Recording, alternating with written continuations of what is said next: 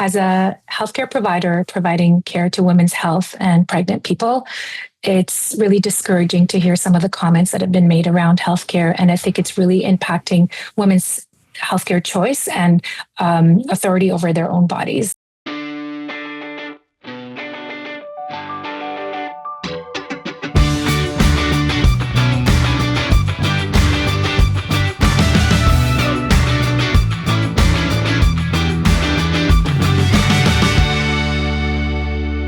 Closer look on this Wednesday.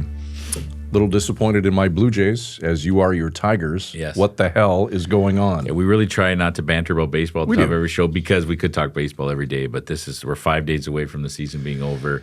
The Jays, your team, the Jays, are still trying to win their division. 1 game lead. My team, the Tigers, have completely flopped in the last 2 months. That is wild. They went from like a 15.5 game lead in the Central to being tied as of tonight. So we'll see. 5 games left. Who are you playing tonight? Cleveland tonight. Cleveland tonight. Guys, who do you? We have Boston, game 2 of 3 at Rogers Center. Yep.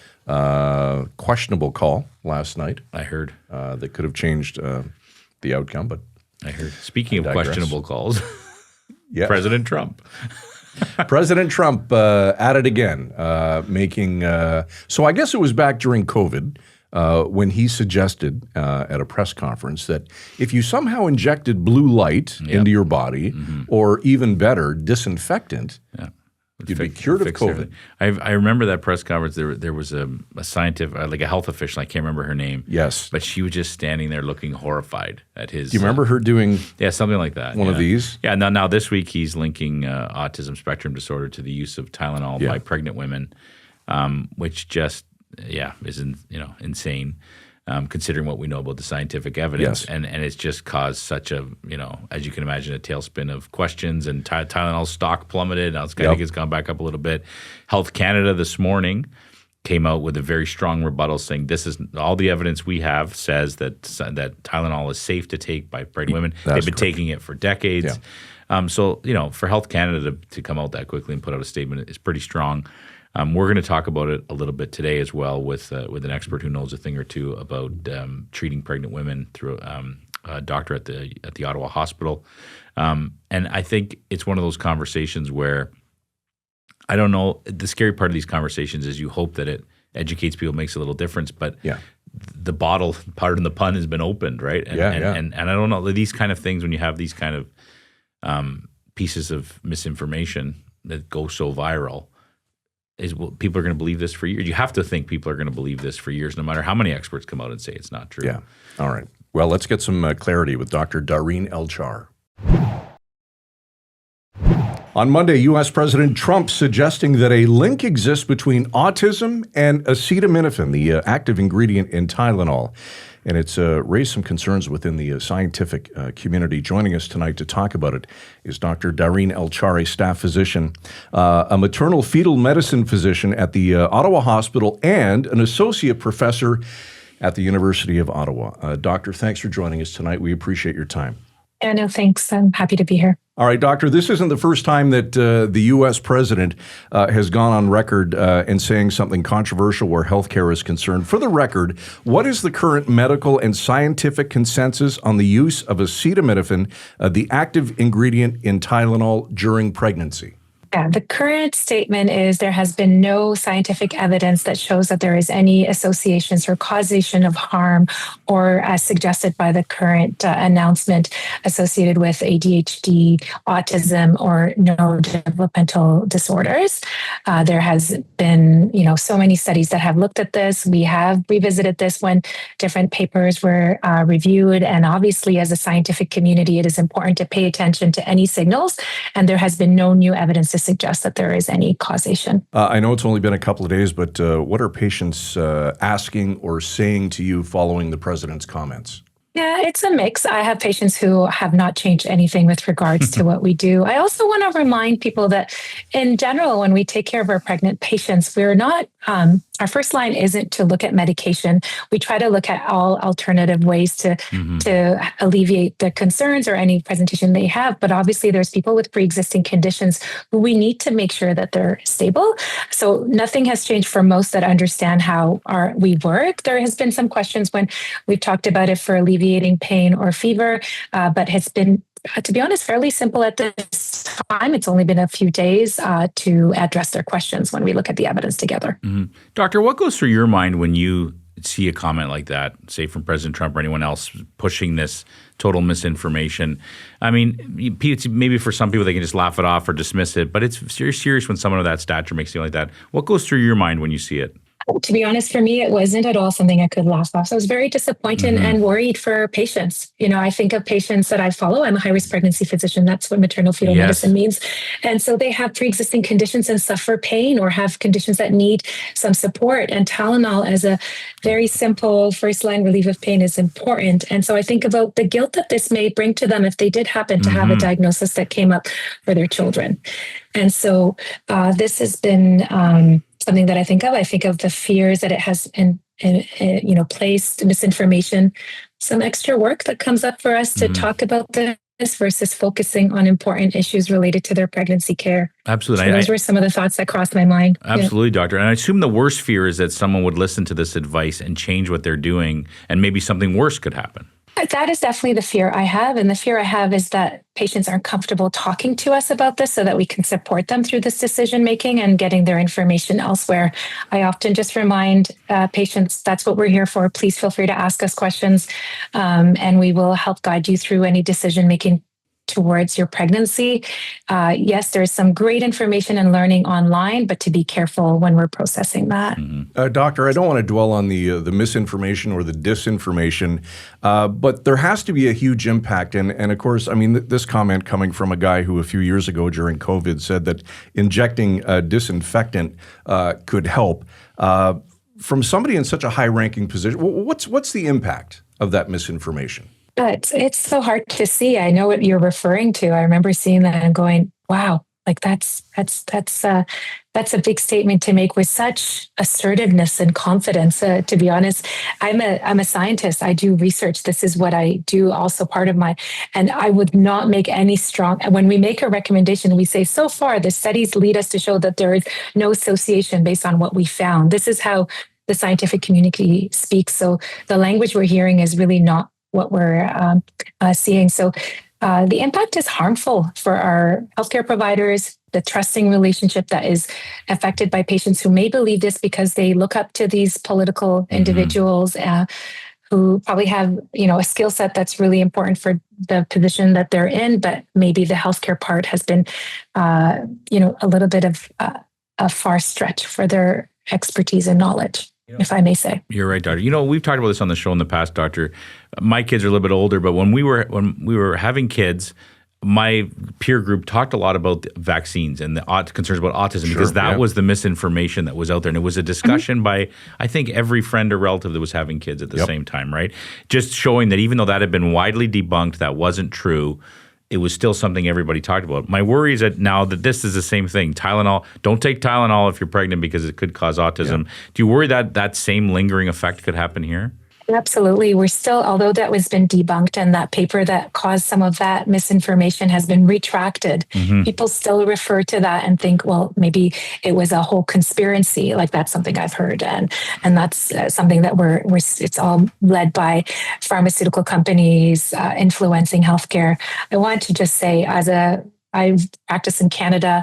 I am publicly funded service. I have received no funds from pharmaceutical companies. My goal is to just help our patients and guide them through decision making. Absolutely. Doctor, if you had the opportunity, what would you say to President Trump and certainly Robert Kennedy, who was at that press conference, and even Dr. Oz? Really big wish list. I think that the statement that I would like to make is as a healthcare provider providing care to women's health and pregnant people, it's really discouraging to hear some of the comments that have been made around healthcare. And I think it's really impacting women's healthcare choice and authority over their own bodies. That is something that has come up. I have to be honest, when I saw the press release with the three of them standing there, I couldn't reflect on how that looks like for women empowerment and decision making. Mm-hmm. So that's something I would share and focus on. That's a great point. Yes. Doctor, this might sound like a dumb question. I apologize, because I often stop and think you want to give up sometimes when you see the stuff that's coming out in the world, the things people are saying and things people are believing.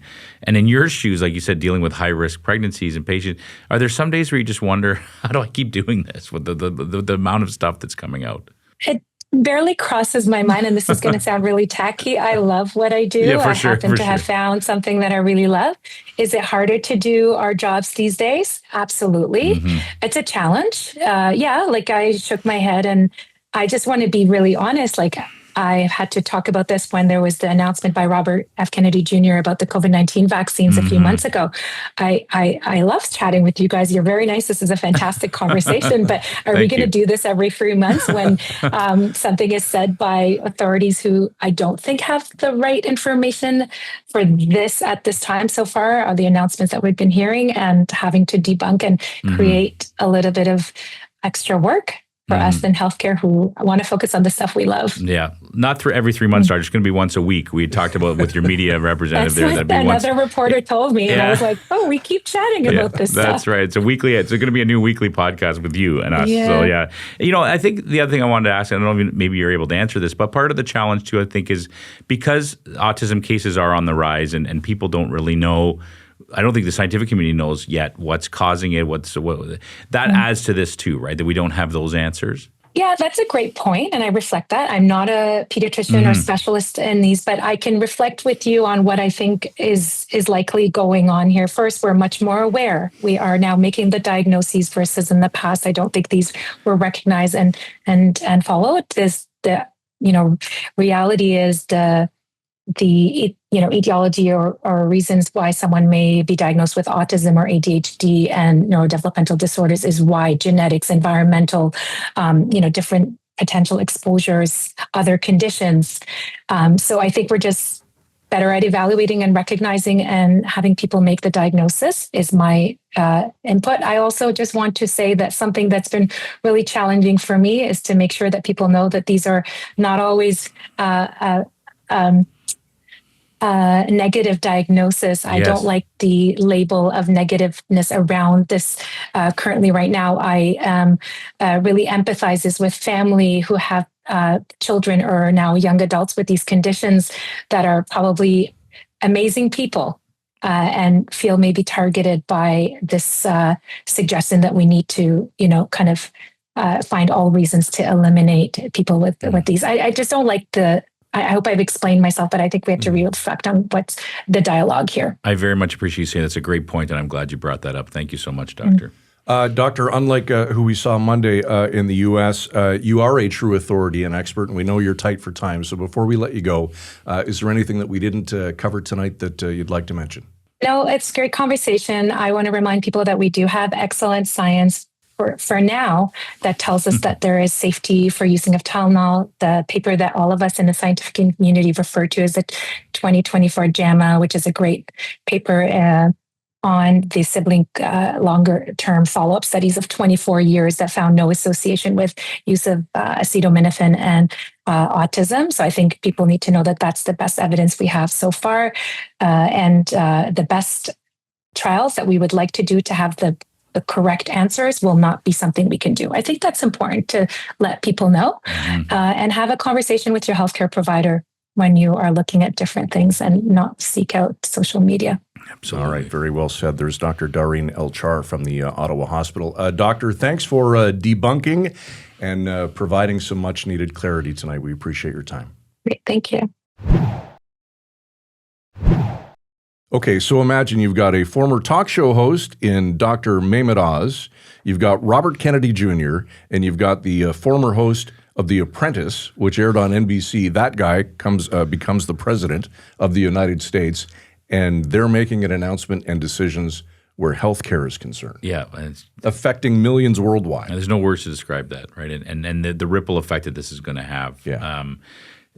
pardon the pun, but how you put it back in the bottle, right? The Right. bottle's been open, Yep. and millions of people are going to say, okay, President Trump said I shouldn't be taking Tylenol and while I'm pregnant, so I'm not going to. And him saying that women should fight like hell not to take it if they're feeling pain is just a crazy thing to say. But I always say this. I say this a lot at the end of our show. I love the conversations we have with people who know what they're talking about. Yes. And that's what we're doing today. So hopefully people who watch the show, listen to the show today, learned a little bit and can put their mind at ease and just understand that there are still very intelligent, well-researched Yes. people who know what they're doing and who are treating patients across the country. It's nice to see. Nice to hear from a voice of reason versus who we heard from Monday night in the U.S. Okay, it's baseball time. We're running a little late. We've got games to watch. Certainly, you've got things to do as well, but we appreciate you stopping by to check out Closer Look this evening. For Michael Friscolanti, our editor-in-chief here at Village Media, I'm Scott Sexsmith. Go Jays! Go Tigers, I guess. We'll see you tomorrow night right here at 7 on Closer Look. Frisco and Scott's Wardrobe provided in part by Moores, Sault Ste. Marie.